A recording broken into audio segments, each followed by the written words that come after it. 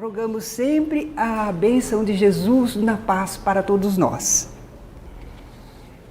Vimos na aula anterior, para recapitular rapidamente, na desobsessão 1, nós vimos o que é a obsessão, que é a ação insistente, perturbadora, prejudicial de um espírito sobre outro, que pode ser simples fascinação ou subjugação, e que a causa dessa influência dos espíritos está nas imperfeições morais, na falta de ação para o bem. Vimos que para obter o restabelecimento, voltar ao normal, é preciso uma ação do obsidiado, do obsessor e até a ajuda de terceiros. Vimos também como são esses espíritos obsessores, como eles se comportam. E aí pensamos na equipe de desobsessão, como ela é composta, quais os seus membros. E quantos casos podemos colocar em tratamento de cada vez. E vimos que o centro espírita é o melhor local para se proceder aos trabalhos de desobsessão, porque está melhor aparelhado. E que temos que fazer esse trabalho sem a presença dos enfermos. Eles são assistidos à parte. E também sem público, para não expormos os comunicantes e as pessoas que eles assediam, ao julgamento de tantas criaturas. Recapitulado rapidamente isto, nós hoje vamos ver o andamento da reunião. Como é essa reunião em que nós fazemos o quê? Nós fazemos o restabelecimento, nós fazemos a recuperação dos espíritos que estão sofrendo a obsessão ou exercendo a atividade obsessiva. Nós fazemos o atendimento buscando a reabilitação deles. É uma reunião especializada. Nós vimos na reunião comum, reunião mais geral e as reuniões especializadas. Reunião de desobsessão é uma reunião especializada. E se ela é especializada, ela tem propósitos especiais. E há nela atividades específicas que nós não devemos desviar, devemos respeitar.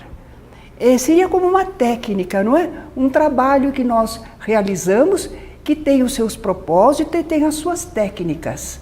Para cada tipo de trabalho, uma técnica, nós não misturamos estação. O estudo doutrinário é indispensável. Mas já são pessoas preparadas, nós vimos, a equipe é formada por pessoas que já conhecem doutrina.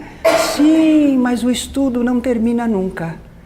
É preciso recapitular, relembrar, aprofundar. Então, o estudo doutrinário vai prosseguir sempre. Naturalmente, haverá um interesse maior nas questões de obsessão, desobsessão. Mas mesmo isso, porque às vezes nós vamos precisar para esse atendimento entender a situação dos espíritos no lado de lá da vida, o que acontece com eles. E às vezes estamos esquecidos, ou temos só ideias muito especiais. E agora nós precisamos ter uma visão maior. Às vezes até diante de casos que aconteceram, nós ficamos até desejosos. Como foi? Aquele espírito se sentia, o local que ele descreveu. Então esses estudos doutrinários são para isso. Agora vamos dizer que o grupinho tem aquela reunião de desobsessão, mas gostaria também de estudar doutrina de modo geral. Pode? Pode, mas não na reunião. Então faça esse estudo à parte. Participe de programas da casa, monte grupos de estudo especial, mas no dia da reunião para desobsessão é específica, só para esse trabalho. Nós também não podemos desviar a tarefa desobsessiva para demonstrações e experiências de mediunidade. Parece tolice a gente falar assim, mas o médium, ele está ali trabalhando. Mas ele tem suas expectativas, ele gostaria de experimentar isso, de fazer aquilo outro. Há um espírito que se aproxima dele, gostaria de escrever uma história e assim por diante. Ou então a vidência, espíritos vêm e começam a mostrar muita coisa para ele. Ora, isso é distração em relação ao trabalho.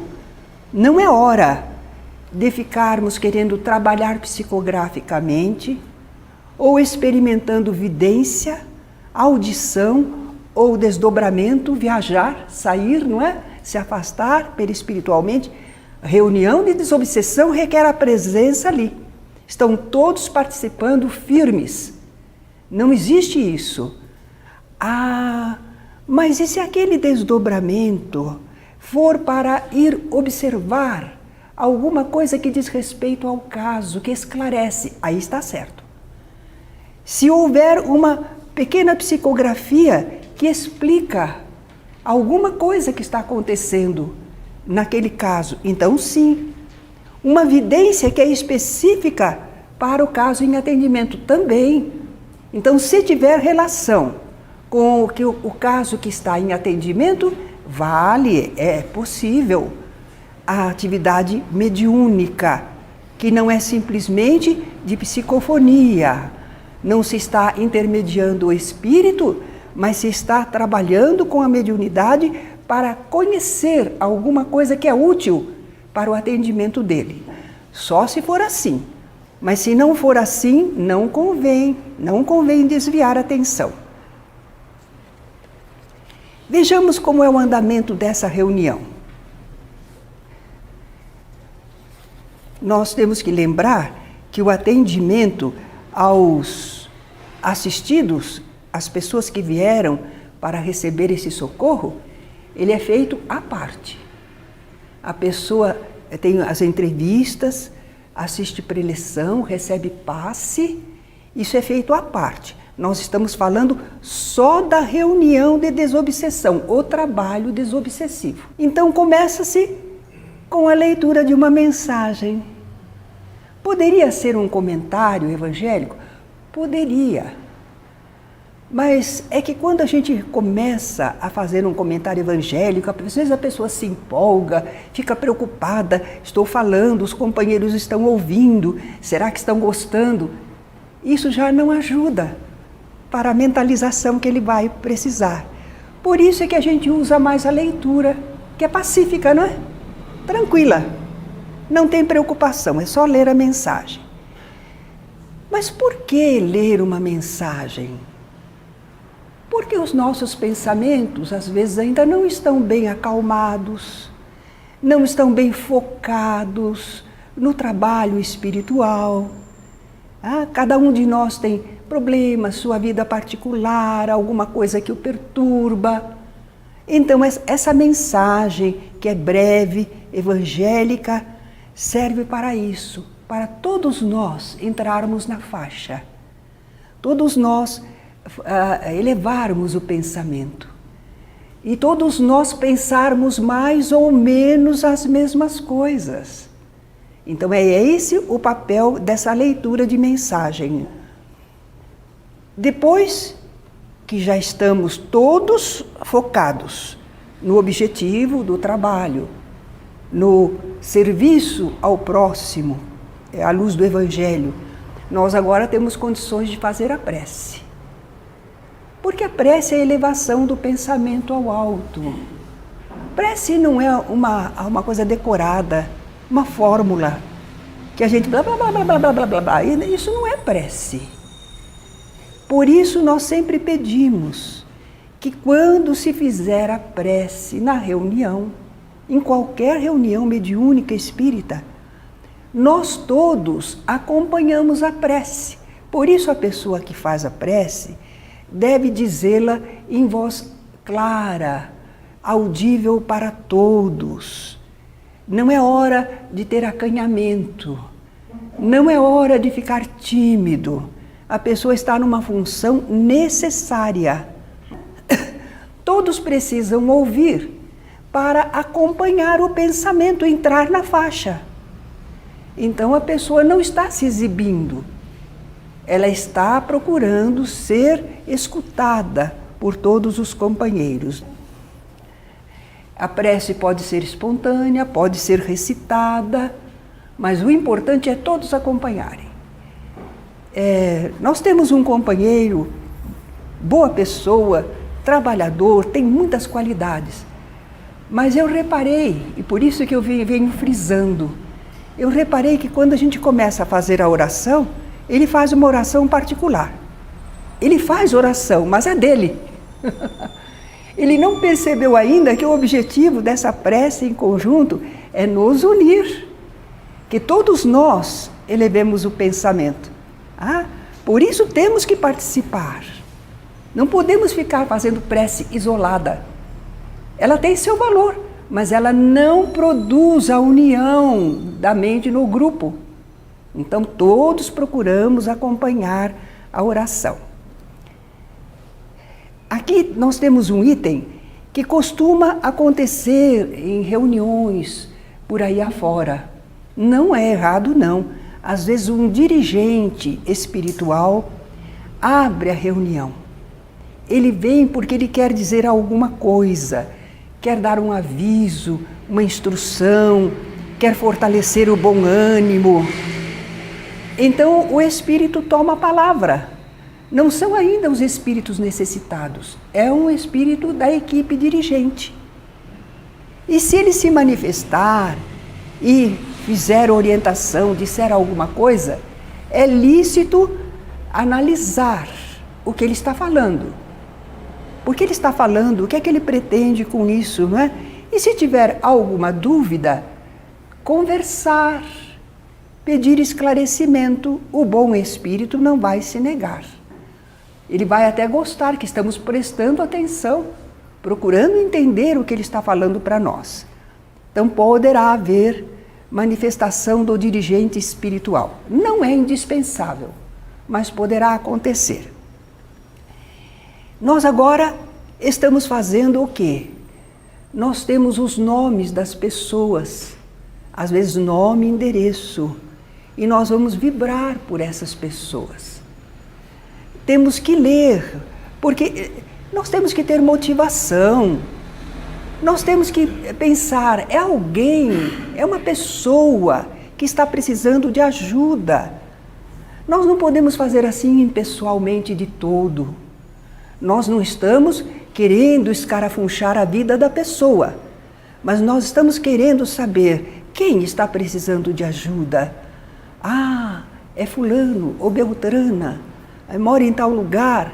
É interessante porque às vezes alguns companheiros médiuns se deslocam e vão até o local em que a pessoa reside, onde ela se encontra, não é? Quando está acamada, quando está impedida de vir ao centro. Então nós vamos fazer as vibrações. Costuma-se anotar num caderno o nome, o endereço, mesmo porque nós vamos acompanhar o caso e observar se a pessoa já está melhorando, se já está em fase de recuperação, se não precisamos mais deixar o nome dela na reunião. Então fazemos a anotação. E vibramos. Todos, vibramos por todos.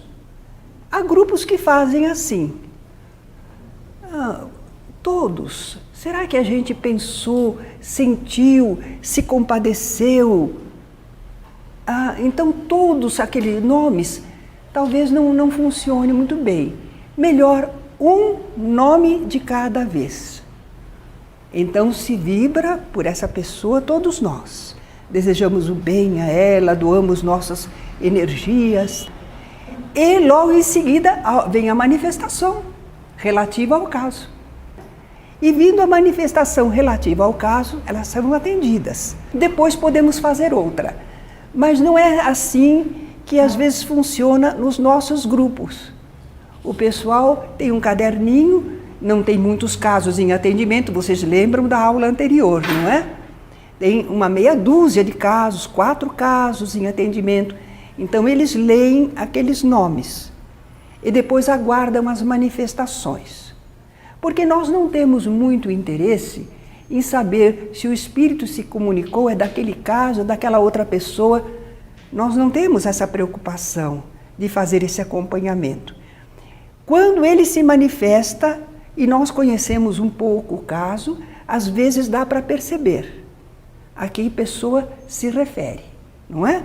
Mas nós não temos muita preocupação, porque qualquer espírito que venha e que é um obsessor, quem quer que ele seja, nós vamos tratá-lo com carinho, com interesse.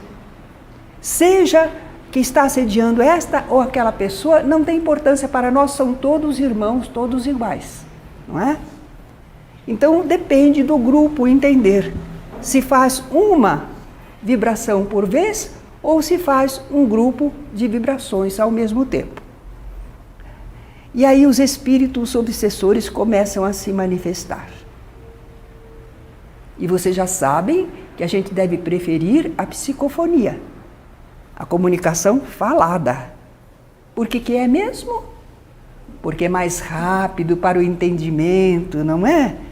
Porque podemos responder, ele argumentar, podemos fazer o entendimento muito melhor. A psicografia não seria recomendável.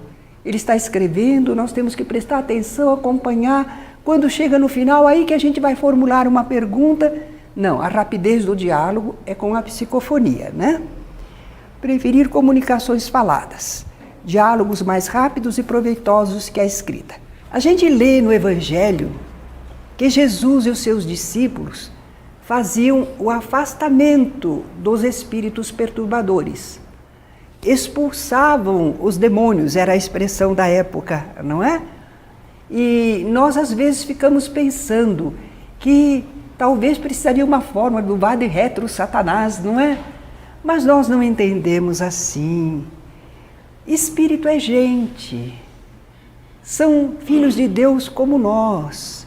Podem estar revoltados, agressivos, perturbados, mas eles são pessoas como nós, têm sentimentos, têm mágoas. As reações deles têm às vezes fundamento, não é? E precisam de acolhimento fraterno, de entendermos a sua questão, de podermos ajudá-lo orientando. Então nós não pensamos em simplesmente afastar o espírito da pessoa. A pessoa seria a vítima e aquele espírito seria horroroso. Não. Os dois são nossos irmãos. Nós tratamos esses manifestantes com respeito. Nós não podemos ter por eles, não é usual que a gente sinta amor por eles, porque não os conhecemos profundamente, não é?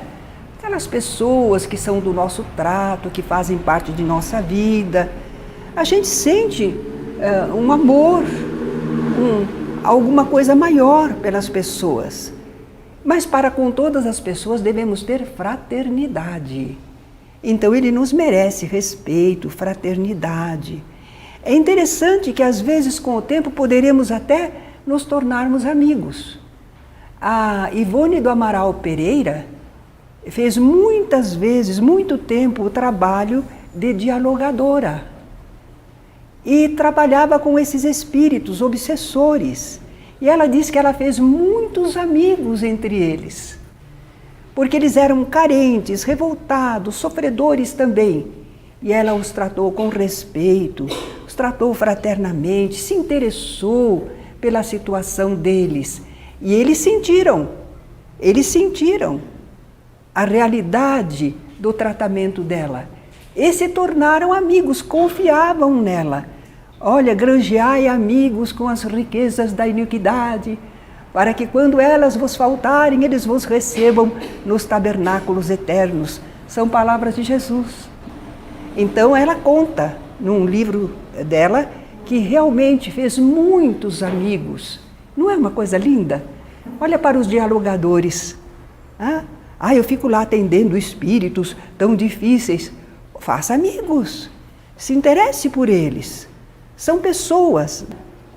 Então procuramos elucidar e persuadir.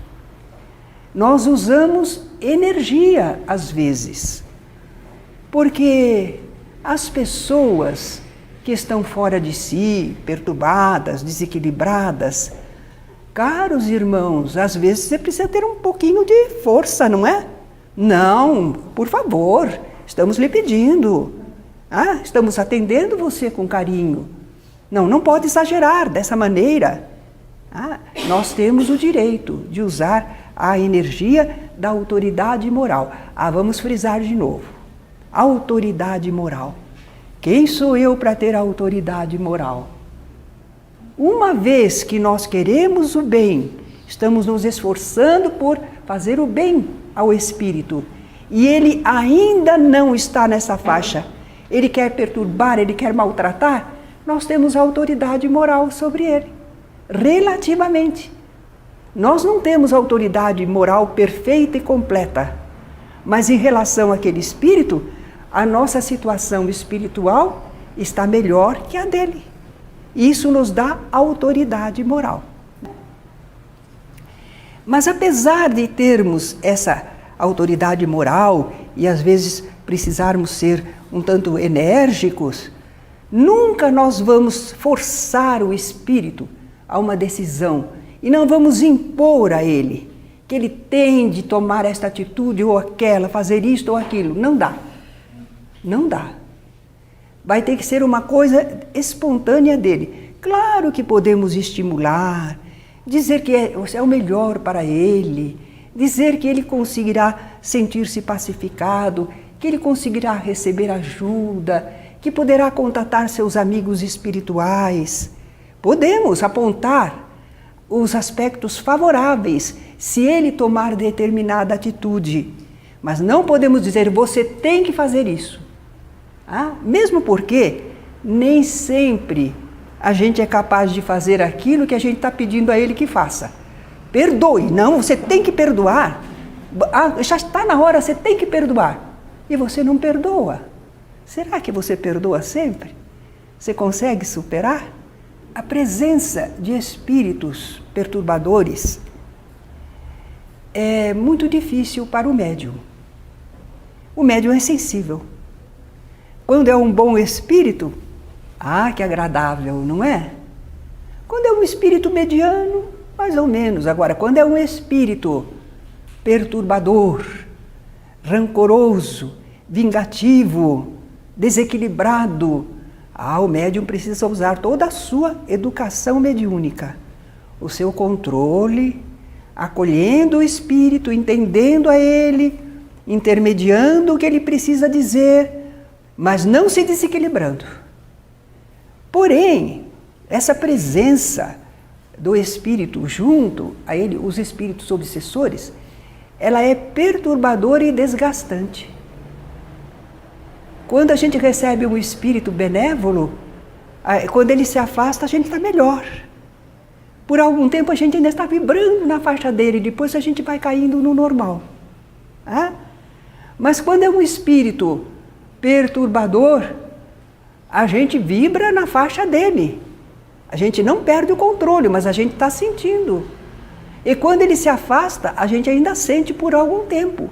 É uma das razões pelas quais, às vezes, os médiums terminou já a comunicação. O espírito já se afastou, mas o médium ainda continua, porque ele está sentindo os resíduos fluídicos. Ainda está sob o impacto do pensamento que o espírito falou, do que ele vibrava.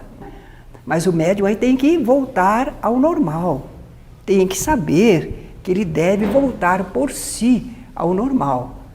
Pensar em Deus, respirar profundamente, buscar o seu amigo espiritual, não é? E pode precisar, às vezes, o médium da ajuda dos companheiros, um passe dispersivo.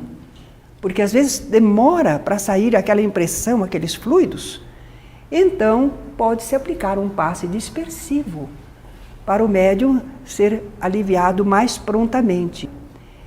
O passe não serve só para dispersar, ele pode também refazer o médium, fortalecê-lo, recompor as energias. Mas isso quando o médium precisa. Às vezes, inclusive, também é a ajuda do dialogador ou do dirigente, que dá uma atenção ao médium, conforta o médium. Tudo bem, você já vai melhorar. Você está sob proteção divina, ele já foi atendido, já foi afastado. Então dá uma solidariedade, uma presença. E podemos também pedir ao espírito amigo que envolva o médium. O seu Alain é um companheiro que trabalha muitos anos nas nossas reuniões mediúnicas, recebe espíritos difíceis. Lembram que eu contei que ele possui um espírito amigo que era de um indígena, não é? E ele tem um magnetismo extraordinário. Se o seu Alain precisar, ele envolve o seu Alain e deixa o seu Alain realmente reabastecido, equilibrado. Nós às vezes pedimos ao espírito amigo, ao nosso protetor, que nos ajude, porque sozinhos não estamos conseguindo retornar ao normal. E às vezes ele já fez isso espontaneamente, nem esperou a gente pedir. Mas quanto possível, o médium se esforçará para ele mesmo retornar ao equilíbrio normal. Essa reunião de desobsessão tem uma disciplina e um horário. Nós temos que seguir aquele esquema de atividades e temos um horário a observar. Não podemos ficar indefinidamente, porque se deixarmos, espírito sempre há para se comunicar. É uma coisa também que os médiuns novatos às vezes não sabem equilibrar. Não, mas eu já estou sentindo o espírito, mas nós estamos fazendo a leitura. Controle-se. Depois nós temos que fazer a prece, participe. Mas eu estou sentindo. Sim, está sentindo, mas você continua a sua tarefa. Aí quando chega o momento certo, você dá passividade. Aí você pode dar passividade. Então esse é um aprendizado que os médiuns novatos precisam fazer. Então temos um horário que precisamos observar. Esse tipo de trabalho causa desgaste, fadiga para os médiuns. Não podemos ficar 2 horas num trabalho de desobsessão. Costumamos às vezes ter 50 minutos de trabalho com vários médiuns, trabalhando um por sua vez. O médium às vezes talvez receba 2 comunicações, com intervalo para o refazimento, né?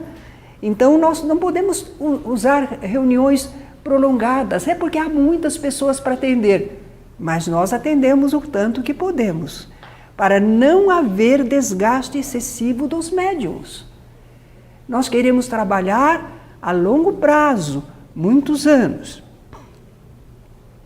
Quando estiver já se aproximando do final do nosso horário, cuidado! Não permitir manifestações de obsessores e de espíritos muito necessitados. Não dá mais. Não é oportuno. Claro que alguns espíritos obsessores vão tentar para nos desequilibrar. Mas os espíritos amigos, você já sabe, eles têm muitas atividades e nos concedem determinado horário. Então, por eles já estão fazendo o recolhimento dos espíritos assistidos, estão se preparando para se afastarem. E se nós ensejarmos comunicações fora do horário, nós poderíamos ficar sem cobertura espiritual. Vocês vão dizer, mas eles são capazes disso? Não, é para disciplina nossa, para aprendizado nosso. Claro que uma emergência verdadeira, eles certamente atenderão. Mas nós não sabemos quando é essa emergência verdadeira, então deixa que haja uma indicação do plano espiritual, senão não. Nós diremos com carinho para esse espírito, pedimos sua compreensão, você vai ter ajuda desses amigos espirituais, conversaremos numa próxima oportunidade. Vibramos favoravelmente para ele, mas não damos a oportunidade do diálogo se o tempo já está se esgotando. Tá? E chegamos então ao encerramento da reunião. Nós dissemos que o médium, após as comunicações, a gente ajuda a se equilibrar, ou ele mesmo se equilibra. Mas, quando chega ao final da reunião, compete a nós observarmos se os companheiros estão todos bem ou não. Pode ter ficado alguém que ainda não se sente em ordem, não é? Então a gente sempre pergunta se estão todos bem, se alguém precisa de ajuda. E depois também ensejamos manifestações finais aos dirigentes espirituais. Vocês viram que no começo não é usual, não precisa que um espírito venha se comunicar, um espírito dirigente. Mas ao final a gente deve oferecer aos amigos espirituais que estamos à disposição deles para alguma observação, alguma orientação que queiram nos fazer. Depois das manifestações dos dirigentes espirituais, aí podemos fazer a prece de encerramento. As pessoas estão equilibradas, os espíritos amigos já nos deram a orientação necessária, então podemos encerrar. Fazemos a prece. Nessa prece, nós estamos fazendo um trabalho que não é aquele trabalho, atendeu uma vez, pronto, era o que era possível fazer. Como geralmente são no terceiro ano, no segundo, são as manifestações. Mas aqui não. Às vezes é um trabalho que vai continuar por várias reuniões. Então nós rogamos a continuidade do atendimento aos espíritos que estão em assistência, que estão recebendo o socorro, não é? Nós pedimos que isto seja feito no plano espiritual, ou quem sabe eles possam ser trazidos para as próximas reuniões, para a continuidade. Vamos agradecer, porque nós tivemos proteção. Imagine, nós entramos em climas difíceis e estamos terminando todos muito bem, equilibrados. Pudemos servir, pudemos ajudar. Então vamos agradecer. Certamente houve ajuda dos amigos espirituais. E vamos, às vezes, louvar a Deus pelos benefícios recebidos. Houve espíritos que se esclareceram, que se comoveram, que se modificaram. Jesus não diz assim, há mais alegria no céu por um pecador que se arrepende do que por 99 justos que não precisam de misericórdia? É motivo de alegria, de louvor, se conseguimos alguma modificação em algum desses espíritos. Quando encerra a reunião, nós agora vamos conversar entre nós encarnados. Não, a reunião já terminou. Parte mediúnica, contato com os espíritos, encerrou. Mas nós agora vamos combinar entre nós. Vamos trocar ideias dos resultados obtidos. Vamos ver como é que nós vamos agir nas reuniões futuras. O que a gente quer modificar, o que a gente quer melhorar. E o dirigente da reunião, ao final, deve se dirigir a todos estimulando a continuidade. Porque nós todos sabemos que temos nossos deveres, temos nossa compreensão do que estamos fazendo. Mas, gente, o dirigente é o nosso líder. O dirigente deve sempre deixar aquela palavra de estímulo, de apoio, aos companheiros que estão trabalhando. Nós não precisamos de elogio, não, mas precisamos do estímulo. Então, a palavra do dirigente ao final, falando dos resultados, da perseverança, que fraternamente dirige aos companheiros, precisa isto, faz parte do encerramento da reunião. Bem, eu estava falando tudo isto teoricamente, mas eu me recordei de alguns casos para comentar com vocês. Casos que a gente observou no trabalho da desobsessão. Num desses trabalhos, vinha um espírito de mulher, e essa entidade feminina vinha por causa do marido dela.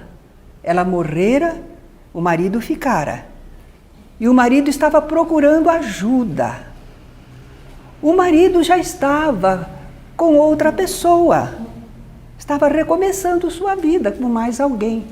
Mas ela estava indignada, ela estava revoltada, agressiva, porque ela dizia, ele jurou para mim que não teria outra mulher.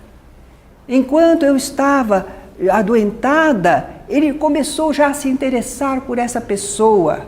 Ele falhou comigo. Não pode, não quero. Ele não vai ficar com essa pessoa. E ela causava problemas para o casal. Havia perturbação. Ela se tornou um espírito obsessor. Precisava de amparo, de esclarecimento, de compreensão para com ela. Agora vocês vejam o André Luiz em nosso lar. Quando ele teve permissão para visitar a família dele, ele encontrou a esposa casada com outro. E as filhas dele chamando aquele homem de pai. Ele teve de início uma revolta, um choque. Mas como ele já havia aprendido um tanto na colônia Nosso Lar, daí a pouco ele acalmou seus pensamentos, buscou fraternidade no coração, compreensão e ainda ajudou a recuperação orgânica do novo companheiro de sua mulher. Então é isso que o Espiritismo faz por nós. Ele nos ajuda a entender isso enquanto a vida está se desenvolvendo. Antes que as coisas aconteçam, nós aprendemos como nos devemos comportar diante de diferentes situações da vida, não é mesmo? Faltando esse esclarecimento, nós às vezes não nos comportamos bem. Podemos ser um obsessor do marido ou da mulher, porque temos ainda aquele sentido de posse. Amamos, mas não amamos, dando a condição da pessoa seguir o seu caminho, não é? Então, nós podemos encontrar casos assim. E eu acho que a doutrina espírita, nos esclarecendo, nós temos a possibilidade de, quando desencarnarmos, não nos tornarmos obsessores, magoados por isto ou por aquilo, revoltados por isto ou por aquilo, porque não cuidaram do patrimônio que eu deixei, despedaçaram tudo e eu trabalhei a vida inteira para deixar para a família. Olha lá, prende o espírito, não prende? Ele fica querendo influir nas pessoas, modificar a atitude delas. Há um caso pelo qual estamos vibrando há muitos anos. É um caso relacionado à escravidão. Mas não é só por causa do período da escravidão. É que algumas pessoas, tendo o poder nas mãos sem limite, então às vezes extrapolaram e deram vazão à crueldade, não respeitaram o semelhante, maltrataram dolorosamente e com isso granjearam inimigos terríveis. Enquanto encarnados fazia, acontecia, mas agora o outro está desencarnado e ele não tem defesa contra. Então, esse caso estamos rogando a Deus há muitos anos. Houve melhoras, mas acontece que não é um obsessor. São alguns obsessores muito magoados e revoltados e se formou um grupo de todos aqueles maltratados por ele. Formaram um grupo.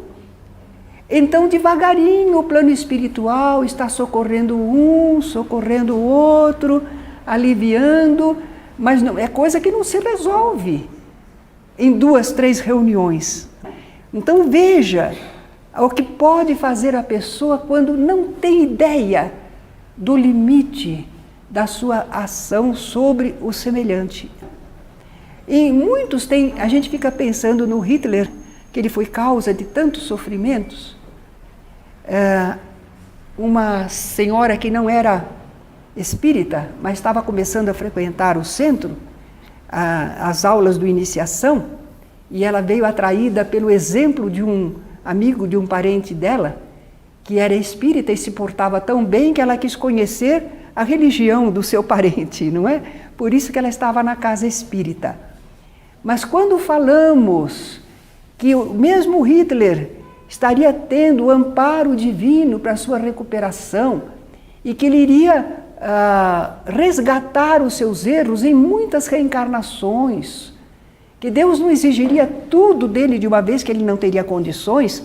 Ela não entendia, ela vinha do catolicismo, né? Não, esse não tem salvação, esse tem que estar condenado para sempre, não é possível, não há condições. E nós sabemos que todos podem se recuperar, não é? Mas nesse caso do Hitler, provavelmente ele vai passar muitas encarnações fazendo o bem no lugar do mal que fez.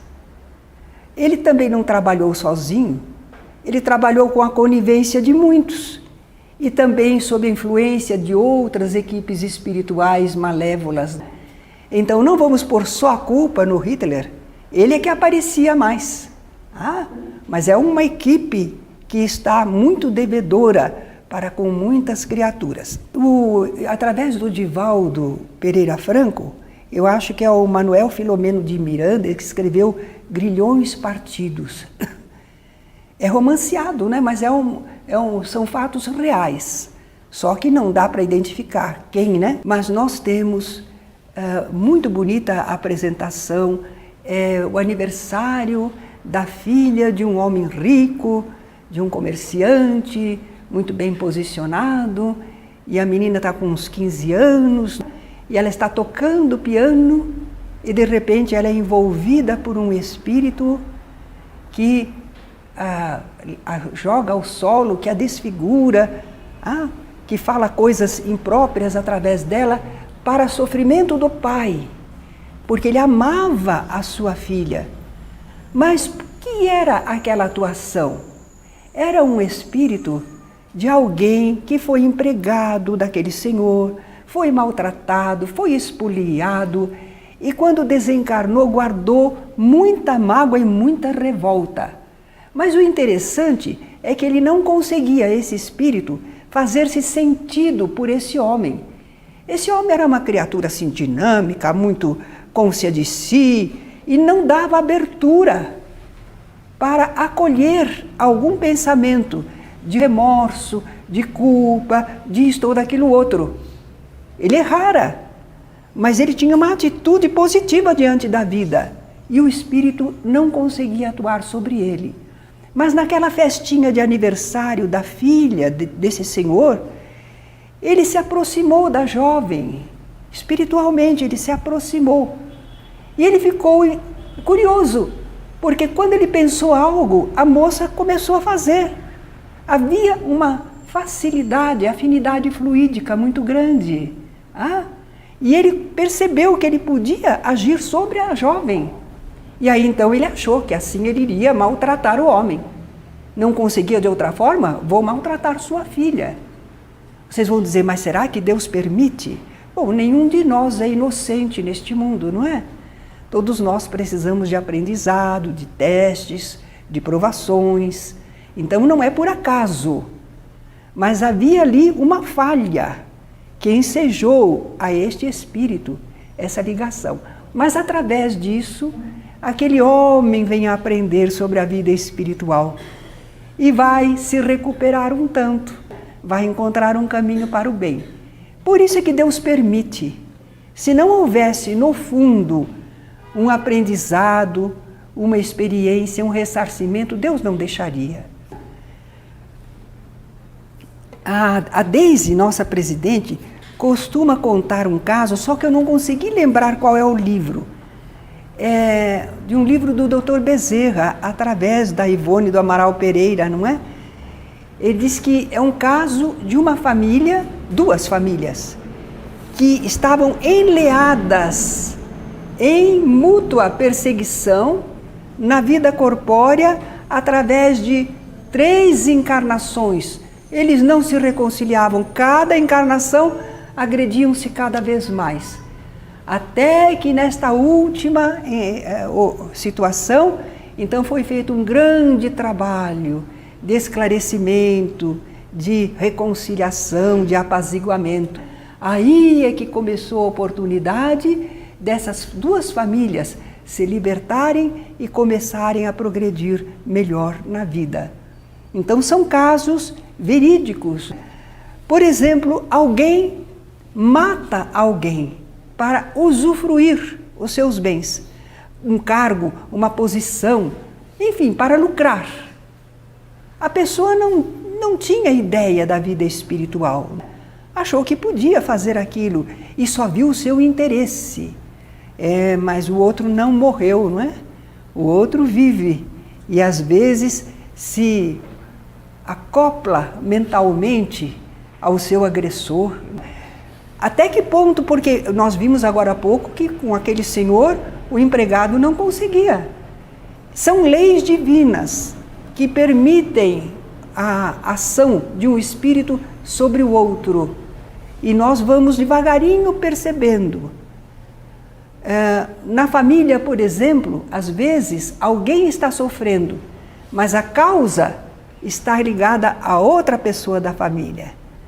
Então, às vezes, aquela pessoa parece que é obsidiada e provavelmente ela não se comportou bem e é por isso que ela está nessa situação, mas às vezes é um problema familiar que ensejou a presença daquele espírito. E havia possibilidade de afinidade fluídica com a pessoa que está sofrendo aquela obsessão. Então, nós temos muito a aprender com esses casos que vocês têm nos livros de André Luiz, quando ele mostra o trabalho no plano espiritual, aquele livro Libertação. Então, a gente aprende muito com os livros espíritas, aquilo que já estava como base na obra de Allan Kardec. Lá já estava o porquê da obsessão, como reagirmos, como adquirirmos merecimento, basicamente estava lá. Mas nós aprendemos através das nossas reuniões de desobsessão, os casos vivos, que trabalhando ali nós aprendemos muito, nos desenvolvemos mais moralmente. Ou então com esses livros extraordinários, não um romancinho bobo que inventa situações, cria casos só para vender livro. Não, são casos bem documentados, casos que deviam o porquê. Não simplesmente que a pessoa, deviam da vida passada, agora se encontraram, sofreram e depois houve o reajuste. Historinha forjada. Não, nós confiamos mais nos livros através de médiuns sérios. Olha, através do Emmanuel, nós temos Memórias e Confissões de um Espírito Convertido. A gente sabe, a gente conhece ele agora, Pietro Augustus.